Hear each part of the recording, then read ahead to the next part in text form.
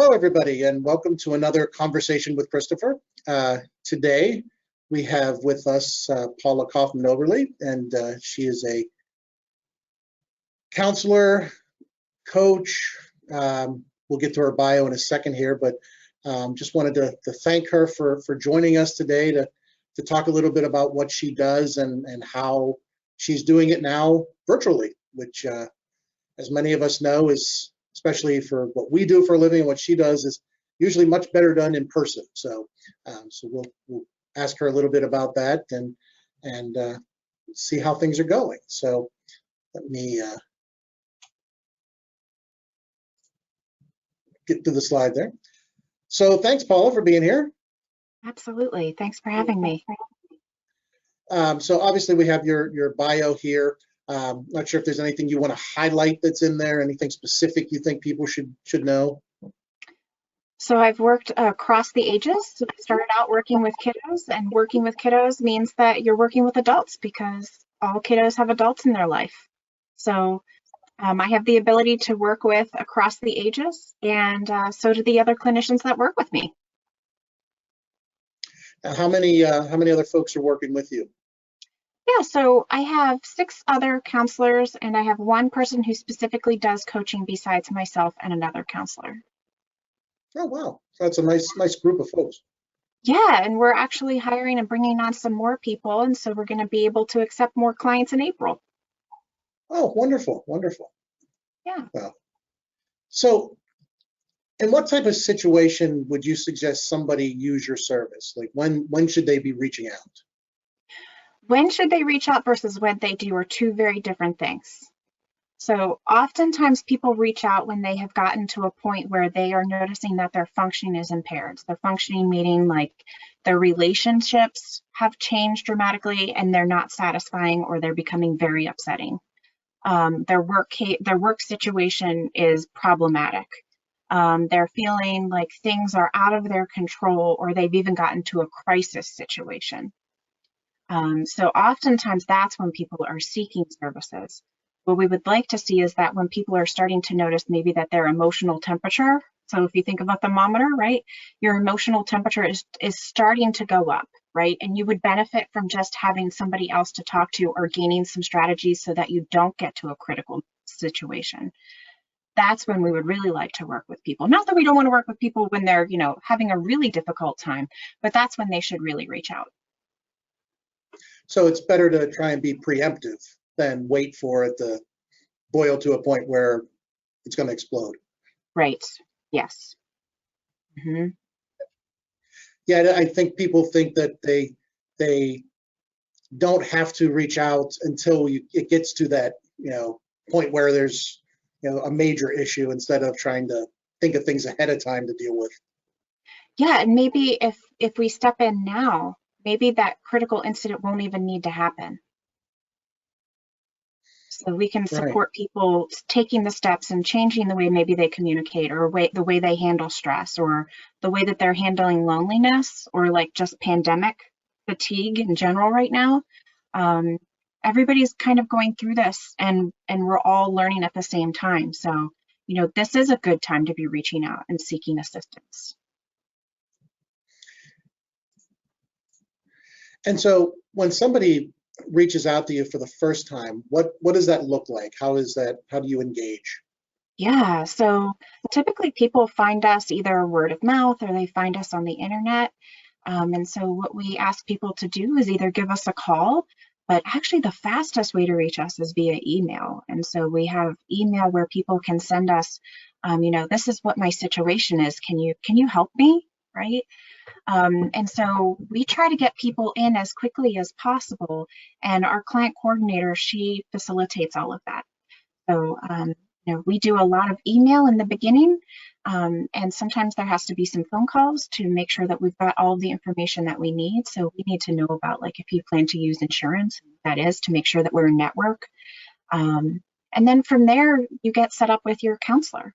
And so the first time that you meet with your counselor can be very nerve-wracking and anxiety-provoking, and we understand that. And so that first meeting is very much about the counselor getting to know you and just having a conversation about what's going on right now and what that person would like to gain by coming to counseling. And sometimes they don't know, but oftentimes most people know what they're wanting to gain by coming to counseling. And so we have a lot of conversations about that and talk about, like, how did you get to this place, and maybe what are some other important things that are going on in your life that have maybe added to this, or what has caused more difficulty.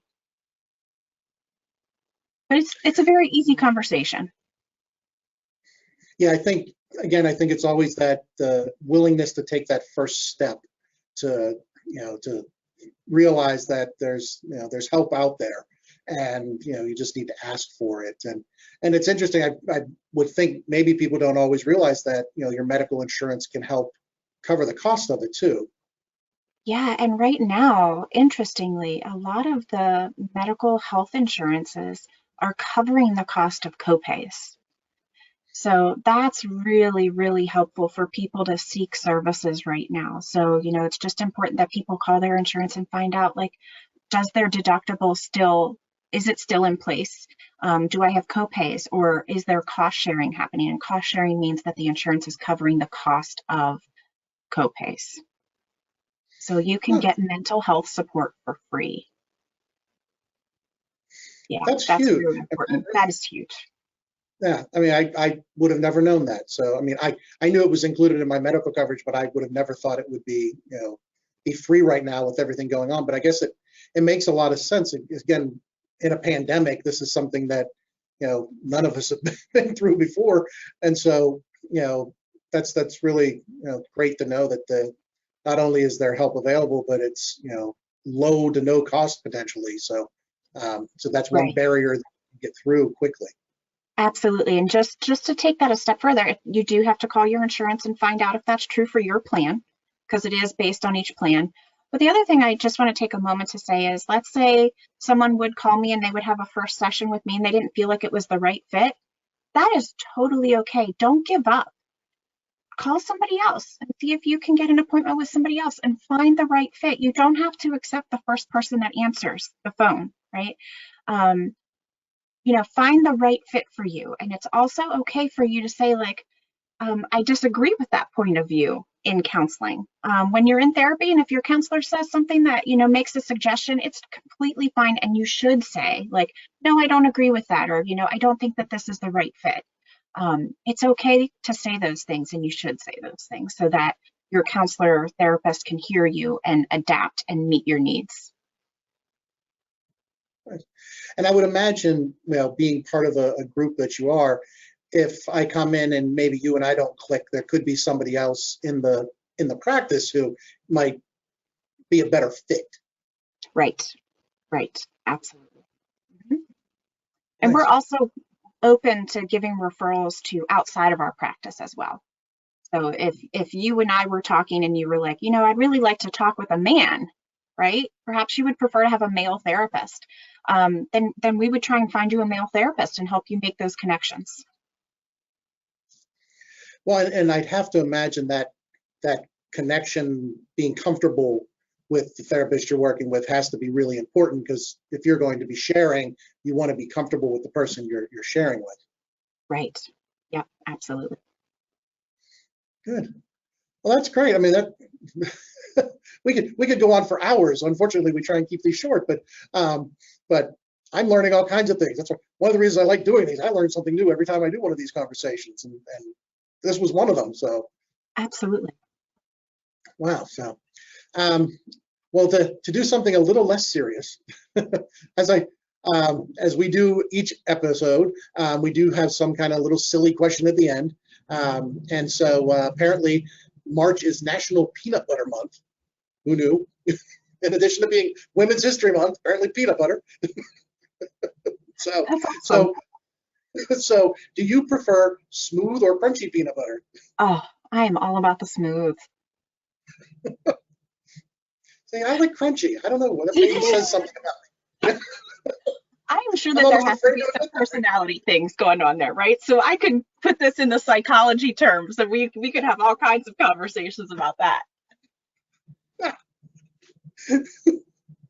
I love it. You just never know. You never know. Oh, wow. Well, thank you again for joining us. Everybody, Paula's information's here. They're located right up on Washington Road in Mount Lebanon, for those of you who are familiar with the South Hills. If you're not familiar with the South Hills, come make yourself familiar with the South Hills. Washington Road's a great place. It is. So, Can I also add that we have a location downtown as well? oh, yeah. Yeah, so we are right downtown in the midst of everything. We actually look out our windows at the south side. Oh, great. We're right on the river. Good. So if you're not in this, so if you work downtown and you happen to be from a different part of the city, you can go there too. Awesome. Yeah. That's great. Great. So, well, again, the website's on the screen, and Paula, thank you for being here. We really appreciate it. This was very informative, and have a good day. Thank you. Have a great day. Thank you.